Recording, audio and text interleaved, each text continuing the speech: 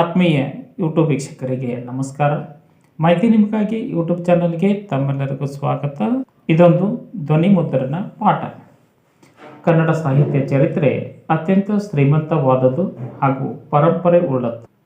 ಕ್ರಿಸ್ತಶಕ 5ನೇ ಶತಮಾನದಿಂದ ಕನ್ನಡ ಸಾಹಿತ್ಯದಲ್ಲಿ ಬರಹ, ಸಾಹಿತ್ಯ ರಚನೆ, ಶಾಸನಗಳ ರಚನೆ, ಕನ್ನಡ ಭಾಷೆಯ ಉಗಮದ ಕುರಿತಾದಂತಹ ಉಲ್ಲೇಖಗಳು ಕನ್ನಡ ಸಾಹಿತ್ಯದ ಅಡಿಯಲ್ಲಿ ಉಪಲಬ್ಧಗೊಂಡಿವೆ. 5ನೇ ಶತಮಾನದಿಂದ ಹಿಡಿದು ಇಂದಿನ 21ನೇ ಶತಮಾನದವರೆಗೂ ಕನ್ನಡ ಸಾಹಿತ್ಯ, ಕನ್ನಡ ಭಾಷೆ ತನ್ನ ಒಂದು ಅಸ್ಮಿತೆಯನ್ನು ಉಳಿಸಿಕೊಂಡು ಬಂದಿದೆ ಅಂತಂದರೆ ಈ ಭಾಷೆಯಲ್ಲಿ ಬೆಳವಣಿಗೆ ಆಗಿರತಕ್ಕಂತಹ ಸಾಹಿತ್ಯಿಕ ಕೃತಿಗಳು, ಅವುಗಳನ್ನು ರಚನೆ ಮಾಡಿದಂತಹ ಕವಿಗಳು, ಕಾಲದಿಂದ ಕಾಲಕ್ಕೆ ಉಂಟಾದಂತಹ ಸಾಹಿತ್ಯಿಕ ಬದಲಾವಣೆಗಳು, ಕಾವ್ಯಗಳ ಪರಿವರ್ತನೆಗಳು, ಇಂತಹ ಅಖಂಡವಾಗಿರ್ತಕ್ಕಂತಹ ಕನ್ನಡ ಸಾಹಿತ್ಯ ಚರಿತ್ರೆಯನ್ನು ಅಖಂಡವಾಗಿ ಅಧ್ಯಯನ ಮಾಡೋದು ಅಸಾಧ್ಯವಾದದ್ದು.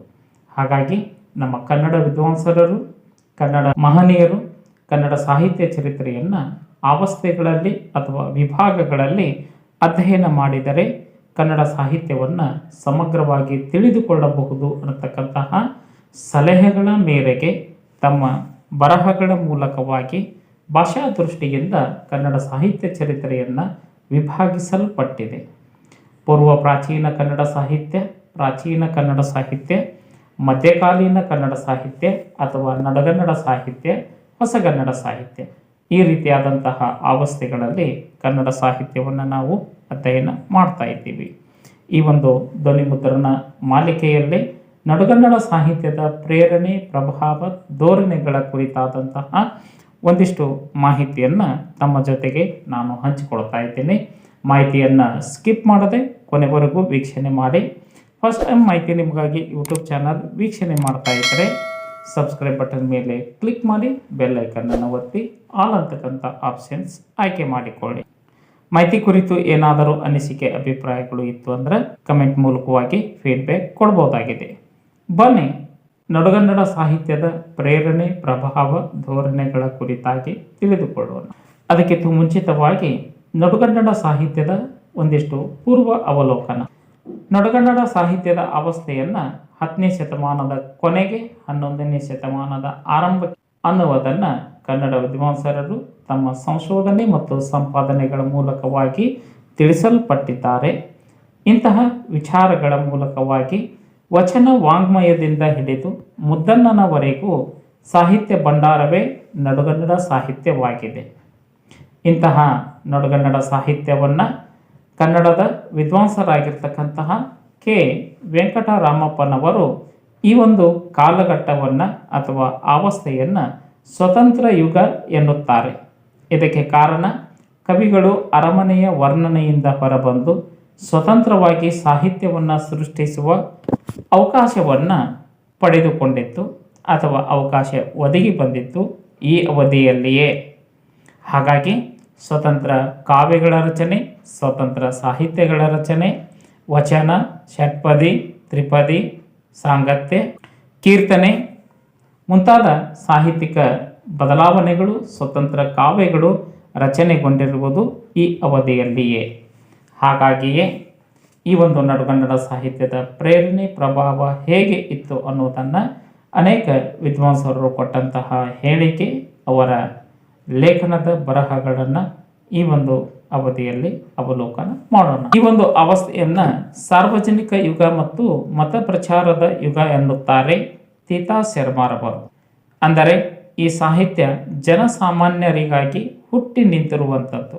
ಇನ್ನು ಮತ ಪ್ರಚಾರವೆಂದರೆ ಪುರುಷಾರ್ಥ ಪ್ರಾಪ್ತಿಯನ್ನಿಟ್ಟುಕೊಂಡು ಪಲ್ಲವಿಯನ್ನು ಪಠಿಸುತ್ತಾ ಹಲವಾರು ವಚನ ನುಡಿಗಳು, ಗೀತ ಸಾಹಿತ್ಯ, ದಾಸವಾಣಿ, ತತ್ವಪದಗಳನ್ನು ಹಾಡುವ ಮೂಲಕ ಕಾವ್ಯ ಉದ್ದೇಶವೇ ಧರ್ಮದ ಉದ್ದೇಶ ಎನ್ನುವಷ್ಟರ ಮಟ್ಟಿಗೆ ಮಧ್ಯಕಾಲೀನ ಕನ್ನಡ ಸಾಹಿತ್ಯ ಧರ್ಮ ಪ್ರಚಾರವಾಗಿದೆ ಎಂದರೆ ತಪ್ಪಾಗಲಾರದು ಅನ್ನುವುದನ್ನು ತೀತಾ ಶರ್ಮಾರವರ ಮಾತಿನಲ್ಲಿ ಕಂಡುಬರುವಂತಹ ಒಂದು ಮಹತ್ವದ ಹೇಳಿಕೆಯಾಗಿದೆ.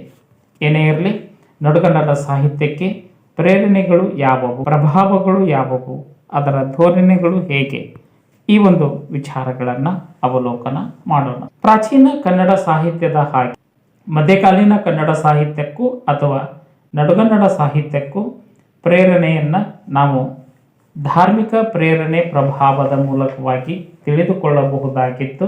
ಇದರ ಜೊತೆಗೆ ಭಾಷಿಕ ಪ್ರೇರಣೆ ಪ್ರಭಾವ ಹಾಗೂ ರಾಜಕೀಯ ಪ್ರೇರಣೆ ಪ್ರಭಾವ, ಈ 3 ಅಂಶಗಳಲ್ಲಿ ಮಧ್ಯಕಾಲೀನ ಕನ್ನಡ ಸಾಹಿತ್ಯದ ಪ್ರೇರಣೆ ಪ್ರಭಾವಗಳು ಕಂಡುಬರುತ್ತವೆ ಅನ್ನೋದನ್ನು ನಾವು ಇಲ್ಲಿ ತಿಳಿದುಕೊಳ್ಳಬೇಕಾದಂತಹ ಅಂಶವಾಗಿದೆ. ಮೊದಲನೇದಾಗಿ ಧಾರ್ಮಿಕ ಪ್ರೇರಣೆ ಪ್ರಭಾವ. ಧರ್ಮವು ಮನುಷ್ಯನ ಉಸಿರು, ಧರ್ಮವೇ ಜೀವನದ ಉಸಿರೆಂದು ಹೇಳಲಾದ ನಮ್ಮ ಭರತಖಂಡದಲ್ಲಿ ಎಲ್ಲ ಕಾವ್ಯಕಲೆಗಳ ಮೂಲ ಸ್ಫೂರ್ತಿ ಧರ್ಮವಾಗಿದೆ ಅಂದರೆ ಅದು ಅತಿಶೋಕ್ತಿ ಅಲ್ಲ.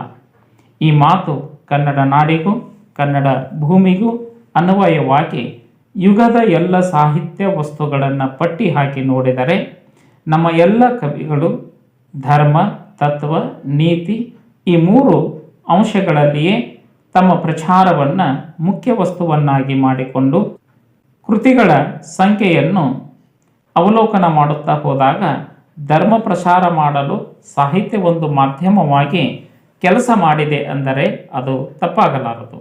ಜೊತೆಗೆ ತಮ್ಮ ಧರ್ಮವನ್ನು ಎತ್ತಿ ಹಿಡಿಯುವುದು ಆಯಾ ಕವಿಗಳ ಧೋರಣೆಯೂ ಕೂಡ ಆಗಿತ್ತು. ಅದಕ್ಕೆ ಹರಿಹರನ ಕಾವ್ಯಗಳೇ ಸಾಕ್ಷಿ. ಕನಿಷ್ಠರ ಮೇಲೆ ಕಾವ್ಯವನ್ನು ಬರೆಯಬಾರದು ಎನ್ನುವ ಕಾರಣಕ್ಕೆ ಹರಿಶ್ಚಂದ್ರ ಕಾವ್ಯವನ್ನು ಬರೆದಂತಹ ರಾಘವಾಂಕನ ದಂತಗಳನ್ನು ಮುರಿದಂತಹ ಒಂದು ಸನ್ನಿವೇಶ ಸಾಹಿತ್ಯ ಲೋಕದಲ್ಲಿ ಕಂಡುಬರುತ್ತದೆ. ಹಾಗಾಗಿ ಧರ್ಮವೇ ಮನುಷ್ಯನ ಉಸಿರು ಅನ್ನುವಷ್ಟು ಮಟ್ಟಿಗೆ ಸಾಹಿತ್ಯ ರಚನೆ ಆಗಿದೆ ಅಂದರೆ ಅದು ತಪ್ಪಾಗಲಾರದು. ಆದರೆ ಮಧ್ಯಕಾಲೀನ ಸಾಹಿತ್ಯದ ಅವಧಿಯಲ್ಲಿ ಕೇವಲ ಧರ್ಮ ಪ್ರಧಾನ ಕಾವ್ಯಗಳು ಸೃಷ್ಟಿ ಆಗದೆ ಧರ್ಮ ಹಾಗೂ ಕಾವ್ಯ ಧರ್ಮಗಳೆರಡು ರಚನೆ ಆಗಿದ್ದು ವಿಶೇಷ ಎನ್ನುವುದನ್ನು ನಾವು ಮರೆಯುವಂತಿಲ್ಲ. ಇಂತಹ ಧರ್ಮಗಳ ಪ್ರೇರಣೆ ಪ್ರಭಾವದಲ್ಲಿ ಮೊದಲನೇದಾಗಿ ಬರುವಂತಹದ್ದು ಜೈನ ಧರ್ಮ. 11ನೇ ಶತಮಾನದಿಂದ 14ನೇ ಶತಮಾನದವರೆಗಿನ ಅವಧಿಯಲ್ಲಿ ಹೊಯ್ಸಳರು ಜೈನ ಧರ್ಮವನ್ನು ಪೋಷಿಸಿ ರಕ್ಷಿಸಿದರು. ಕ್ರಿಸ್ತಶಕ 1116 ಬಿಟ್ಟಿದೇವನ ಮತಾಂತರದ ನಂತರವೂ ಜೈನ ಧರ್ಮಕ್ಕೆ ಆಶ್ರಯ ದೊರೆಯಿತು. ರಾಣಿ ಶಾಂತಲೆಯು ಕೂಡ ಜೈನ ಮತದವಳಾಗಿತ್ತು. ಹೀಗೆ ಈ ಅವಧಿಯಲ್ಲಿ ಶಾಂತಿನಾಥ, ಆದಿನಾಥ, ನೇಮಿನಾಥ, ಪಾರ್ಶ್ವನಾಥ, ಧರ್ಮನಾಥ, ಅನಂತನಾಥ, ವರ್ಧಮಾನರ ಪುರಾಣಗಳು ಮತ್ತೆ ಹೊಸದಾಗಿ ಬರೆಯಲ್ಪಟ್ಟವು. ಪ್ರಾಚೀನ ಕನ್ನಡ ಸಾಹಿತ್ಯದಲ್ಲಿ ರಚನೆ ಆದಂತಹ ಈ ಆಗಮಿಕ ಕಾವ್ಯಗಳು ಮಧ್ಯಕಾಲೀನ ಕನ್ನಡ ಸಾಹಿತ್ಯದಲ್ಲಿಯೂ ಮುಂದುವರೆದಿದೆ. ಅಂದರೆ ಜೈನ ಧರ್ಮದ ಪ್ರಭಾವ ಕನ್ನಡ ಸಾಹಿತ್ಯದ ಮೇಲೆ ಅರ್ಥಾತ್ ಮಧ್ಯಕಾಲೀನ ಕನ್ನಡ ಸಾಹಿತ್ಯದ ಮೇಲೆ ಎಷ್ಟು ಪ್ರಭಾವ ಉಂಟಾಗಿದೆ ಅನ್ನುವುದು ಇವುಗಳ ಮೂಲಕವಾಗಿ ನಮಗೆ ತಿಳಿದು ಬರ್ತಾ ಇದೆ. ಇದಲ್ಲದೆ 11ನೇ ಶತಮಾನದಿಂದ 18ನೇ ಶತಮಾನದವರೆಗೂ ಜೈನ ಧರ್ಮದ ಕುರಿತಾದಂತಹ ಆಗಮಿಕ ಕಾವ್ಯಗಳು ರಚನೆ ಆಗಿವೆ ಅನ್ನೋದಕ್ಕೆ ಅನೇಕ ಉದಾಹರಣೆಗಳು ನಮಗೆ ಲಭ್ಯವಾಗುತ್ತವೆ. ಬಾಹುಬಲಿಯ ನಾಗಕುಮಾರ ಚರಿತೆ, ಜನಕವಿಯ ಯಶೋಧರ ಚರಿತೆ ಈ ಗುಂಪಿನಲ್ಲಿ ಗಮನಾರ್ಹವಾದಂತಹ ಕೃತಿಗಳು ಅಂದರೆ ಅದು ತಪ್ಪಾಗಲಾರದು. ಇನ್ನು ಎರಡನೇದಾಗಿ ವೀರಶೈವ ಧರ್ಮ. ಈ ಘಟ್ಟ ವೀರಶೈವ ಧರ್ಮದ ಹಿನ್ನೆಲೆಯಲ್ಲಿ ಸಾಹಿತ್ಯದಿಂದಲೂ ಪ್ರಭಾವಿತವಾಗಿದೆ. ವಚನ ಸಾಹಿತ್ಯಕ್ಕೆ ಕನ್ನಡ ವಸ್ತು ರೂಪ ಎಲ್ಲ ದೃಷ್ಟಿಯಿಂದ ಮತ್ತು ವಿಶಿಷ್ಟವಾದ ಸುಮಾರು 300 ಜನ ವಚನಕಾರರು ವೀರಶೈವ ಹಿನ್ನೆಲೆಯಲ್ಲಿ ಬಂದು ಸಾಮಾಜಿಕ ವ್ಯವಸ್ಥೆಯನ್ನು ವಿರೋಧಿಸಿದ್ದು, ಬದಲಾವಣೆಯನ್ನು ಬಯಸಿದ್ದು, ಆ ಕಾಲದ ಆ ಸಮಾಜದ ಮೇಲೆ ಹೇಗೋ ಹಾಗೆ ಆ ಸಾಹಿತ್ಯದ ಮೇಲೂ ಪ್ರಬಲ ಪರಿಣಾಮ ಬೀರಿದಂತಹ ವಚನಕಾರರು ವಚನಗಳನ್ನು ರಚನೆ ಮಾಡಿದ್ದು ನಮಗೆ ತಿಳಿದು ಬರ್ತಾ ಇದೆ. ವಚನಗಳಿಗೆ ಆದ್ಯ ವಚನಕಾರನಾಗಿರ್ತಕ್ಕಂತಹ ಜೇಡರ ದಾಸಿಮಯ್ಯನಿಂದ ಆರಂಭಗೊಂಡು ಮಧ್ಯಕಾಲೀನ ಕನ್ನಡ ಸಾಹಿತ್ಯದ ಕೊನೆಯ ಅವಧಿವರೆಗೂ ಸುಮಾರು ಅನೇಕ ಶಿವಶರಣರು ವಚನಗಳನ್ನು ರಚನೆ ಮಾಡಿದ್ದಾರೆ. ವೀರಶೈವ ಹಿನ್ನೆಲೆಯಲ್ಲಿ ನಡೆದ ಗಮನಾರ್ಹ ಒಂದು ಯತ್ನವೆಂದರೆ ಅದು ಶೂನ್ಯ ಸಂಪಾದನೆ. ಇದರ ಕೆಲಸ ಅಲ್ಲಮನನ್ನು ಕೇಂದ್ರವಾಗಿಟ್ಟುಕೊಂಡು ವಚನಗಳಿಗೆ ಒಂದು ಹಿನ್ನೆಲೆಯನ್ನು ಒದಗಿಸಿದ ಶಿವಗಣ ಪ್ರಸಾದಿ ಮಹಾದೇವಯ್ಯ. ಇವರ ಕಾಲಮಾನ ಕ್ರಿಸ್ತಶಕ 1400ರಿಂದ 1420. ಇವರು ಮೊದಲ ಸಂಪಾದನಾಕಾರರು.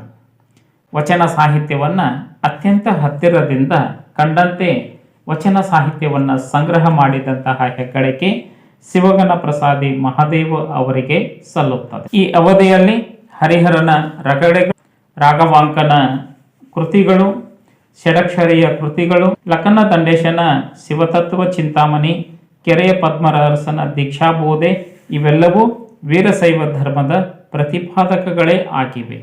ಮಧ್ಯಕಾಲೀನ ಕನ್ನಡ ಸಾಹಿತ್ಯದ ಮೇಲೆ ವೀರಶೈವ ಧರ್ಮದ ಪ್ರೇರಣೆ ಪ್ರಭಾವ ಉಂಟಾಗಿದೆ ಅನ್ನೋದಕ್ಕೆ ಈ ಕೃತಿಗಳು ಉದಾಹರಣೆಯಾಗಿ ಕಂಡುಬರುತ್ತವೆ. ಇನ್ನು ಮೂರನೇದಾಗಿ ವೈದಿಕ ಧರ್ಮ. ದ್ವೈತ ಹಿನ್ನೆಲೆಯಲ್ಲಿ ಬಂದ ಕನ್ನಡ ಸಾಹಿತ್ಯವನ್ನ ಒಟ್ಟಾಗಿ ಹರಿದಾಸ ಸಾಹಿತ್ಯ ಎಂದು ಕರೆಯಲಾಗುತ್ತದೆ.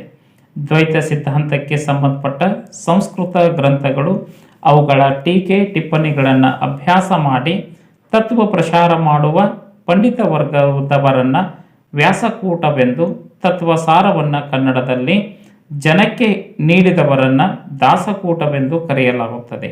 ಈ ದೃಷ್ಟಿಯಿಂದ ದಾಸ ಸಾಹಿತ್ಯವನ್ನು ಕನ್ನಡದ ವೇದ ಎಂದು ಕರೆಯಲಾಗುತ್ತದೆ. ಇದಕ್ಕೆ ಮಹಾಲಿಂಗರಂಗನ 11 ಅಧ್ಯಾಯಗಳ ಅನುಭವ ಅಮೃತ ಅದ್ವೈತವನ್ನು ಕನ್ನಡದಲ್ಲಿ ತಿಳಿಯಾಗಿ ಹೇಳುವ ಒಂದು ಪ್ರಯತ್ನವನ್ನು ಕೈಗೊಂಡಿದ್ದಾರೆ. ಇದಲ್ಲದೆ ಚಿದಾನಂದ ಅವಧೂತರ ಜ್ಞಾನ ಸಿಂಧು, ತತ್ವನಿರ್ಣಯ, ನಿಜಬೋಧೆ, ನಿಶ್ಚಯ ಜ್ಞಾನ ಮೊದಲಾದ 46 ಅಧ್ಯಾಯಗಳ ಭಾಮಿನಿ ಷಟ್ಪದಿಯಲ್ಲಿ ಅದ್ವೈತವನ್ನು ವಿಸ್ತಾರವಾಗಿ ಹೇಳುವ ಪ್ರಯತ್ನವನ್ನು ಕೈಗೊಂಡಿದ್ದಾರೆ. ಇದಲ್ಲದೆ ಕ್ರಿಸ್ತಶಕ 17ನೇ ಶತಮಾನದಲ್ಲಿ ಚಿಕ್ಕದೇವರಾಜ ಬೆನ್ನಪ್ಪ, ಗೀತಗೋಪಾಲ ಎಂಬ ಕೃತಿಗಳು ಚಿಕ್ಕದೇವರಾಜನ ಹೆಸರಿನಲ್ಲಿ ರಚನೆ ಆಗಿರುವುದು ತಿಳಿದು ಬರುತ್ತದೆ. ಇದಲ್ಲದೆ ತಿರುಮಲಾರ್ಯನ ಗೀತಗೋಪಾಲ ಶ್ರೀ ವೈಷ್ಣವ ತತ್ವಕ್ಕೆ ಅನುಸಾರವಾದಂತಹ ಕೃತಿಯಾಗಿದೆ. ವಿಜಯನಗರ ಸಾಮ್ರಾಜ್ಯದ ಅವಧಿಯಲ್ಲಿ ಬರ್ತಕ್ಕಂತಹ ವೈದಿಕ ಧರ್ಮದ ಪುನರುತ್ಥಾನ ಕಾರಣವಾಗಿದ್ದು ಕನ್ನಡ ಭಾಗವತ ಸಾಹಿತ್ಯವನ್ನು ಬೆಳೆಸುವಲ್ಲಿ ಕವಿ ಕುಮಾರವ್ಯಾಸ ಮೊದಲಿನಗನಾಗಿ ಪ್ರಮುಖನಾಗಿ ಕಂಡುಬರುತ್ತಾನೆ. ಕುಮಾರವ್ಯಾಸನ ಗದುಗಿನ ಭಾರತ ಅರ್ಥಾತ್ ಕರ್ನಾಟಕ ಭಾರತ ಕಥಾಮಂಜರಿ ಅನ್ನುವಂತಹ ಕೃತಿ ವೈದಿಕ ಧರ್ಮಕ್ಕೆ ಹೇಳಿ ಮಾಡಿಸಿದಂತಹ ಮೂಲ ಕೃತಿ ಆಗಿದೆ ಅನ್ನುವುದನ್ನು ನಾವು ಅಲ್ಲಗಳೆಯುವಂತಿಲ್ಲ. ಇದಲ್ಲದೆ ಲಕ್ಷ್ಮೀಶನ ಜೈಮಿನಿ ಭಾರತ, ರುದ್ರಭಟ್ಟನ ಕೃತಿ, ಕುಮಾರ ವಾಲ್ಮೀಕಿ, ಗೋಪಕವಿ, ನಾಗರಸ ಮೊದಲಾದ ಈ ಕಾಲಘಟ್ಟದ ಭಾಗವತ ಕವಿಗಳು ಆಗಿದ್ದಾರೆ. ಕುಮಾರವ್ಯಾಸನು ಹೇಳುವಂತೆ ತಿಳಿಯ ಹೇಳುವೆ ಕೃಷ್ಣನ ಕಥೆಯನ್ನು ಇಳೆಯ ಜಾನರು ಮೆಚ್ಚುವಂತೆ ಅನ್ನುವ ಈ ಭಾಮಿನಿ ಷಟ್ಪದಿಯ ಸಾಲು ಕನ್ನಡ ಸಾಹಿತ್ಯದಲ್ಲಿ ಇಂದಿಗೂ ಜನಪ್ರಿಯ. ಹಾಗಾಗಿ ಮಧ್ಯಕಾಲೀನ ಕನ್ನಡ ಸಾಹಿತ್ಯದ ಅವಧಿಯೊಳಗ ಧರ್ಮದ ಪ್ರಭಾವ ಅಥವಾ ಧಾರ್ಮಿಕ ಪ್ರೇರಣೆ ಪ್ರಭಾವ ಅನ್ನುವುದರಲ್ಲಿ ಈ 3 ಧರ್ಮಗಳು ಮಧ್ಯಕಾಲೀನ ಕನ್ನಡ ಸಾಹಿತ್ಯಕ್ಕೆ ಪ್ರಭಾವ ಉಂಟು ಮಾಡಿದೆ ಅಂದರೆ ಅಲ್ಲಗಳೆಯುವಂತಿಲ್ಲ. ಹಾಗಾಗಿ ಮಧ್ಯಕಾಲೀನ ಕನ್ನಡ ಸಾಹಿತ್ಯದಲ್ಲಿ ಧಾರ್ಮಿಕ ಪ್ರೇರಣೆ ಪ್ರಭಾವದ ಒಂದು ಅಂಶವನ್ನು ಮಾತ್ರ ನಾವು ಈ ಒಂದು ಧ್ವನಿಮುದ್ರಣ ಪಾಠದಲ್ಲಿ ತಿಳಿದುಕೊಂಡೇವೆ.